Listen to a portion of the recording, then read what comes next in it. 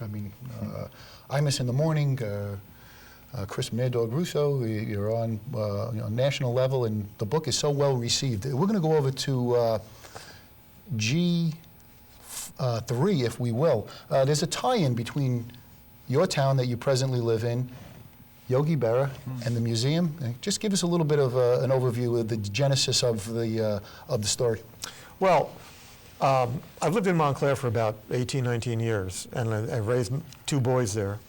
And the museum opened in 1999, which is exactly when Yogi and George Steinbrenner kissed and made up after the 14 years of self-exile following Steinbrenner's rather rude dismissal of Yogi through an intermediary. So about a year ago, February, I had this 14-year-old black Labrador who was the first dog I ever had. We lived in the projects, we weren't allowed to have a dog in the projects. So this was the first dog, and really the dog that, helped raise my 2 sons. And she was failing and finally died in mid-February of last year. And Dave Kaplan, who is the director of Yogi's museum, is also a former colleague of mine when I worked at the Daily News. And he and his wife took my wife and I out to dinner just to get us out of the house. And during that dinner, I mentioned that I was going down to spring training the following week, and it would probably be a good thing to just not be around the house where you're always reminded of your dog. And so I also asked, hey, is Yogi going down soon? Because I knew Yogi always went to spring training. And I also asked, when he goes down, does Carmen, his wife, go with him to look after him? Because the previous summer, Yogi had taken a bad fall, and we knew that Yogi had slowed down. After all, he was at the time 85, turning 86. And Dave said to me, it's an interesting story that's really never been told. And then he went on to explain how Ron Guidry, since Yogi has returned to spring training, has sort of taken Yogi under his wing and become his companion, his chauffeur, his dinner companion.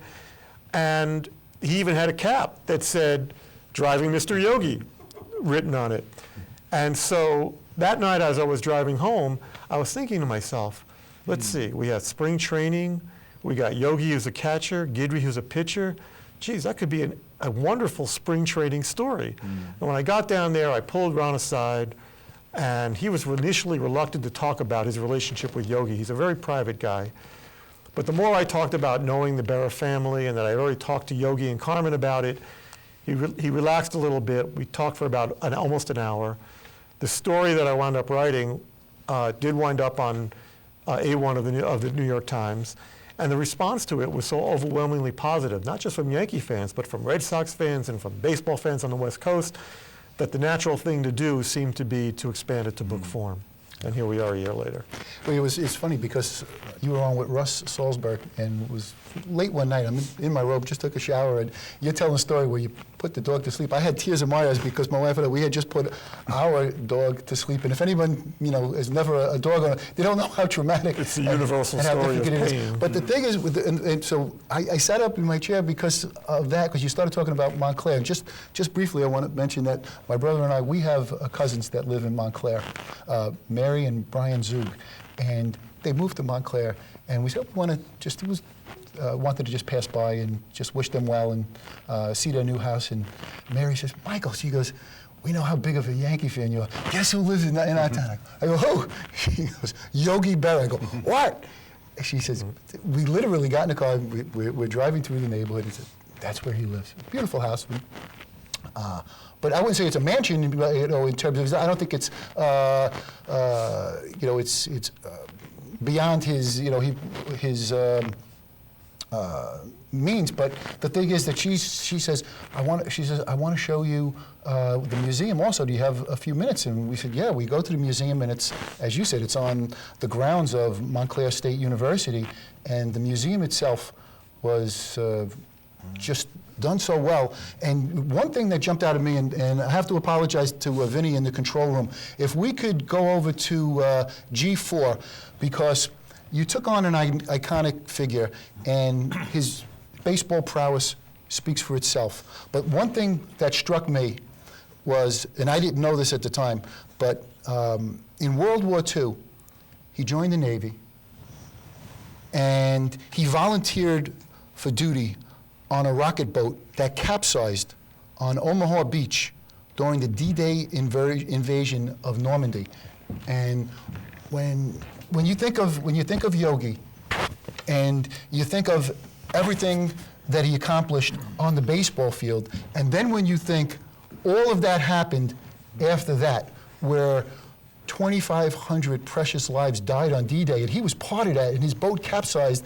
And you know, when you think about, that's kind of where his story starts. I mean, it's just, you took on a figure that is larger than life. He is, as Ron Guidry said, and I heard you say this, Ron Guidry feels he is the most beloved American.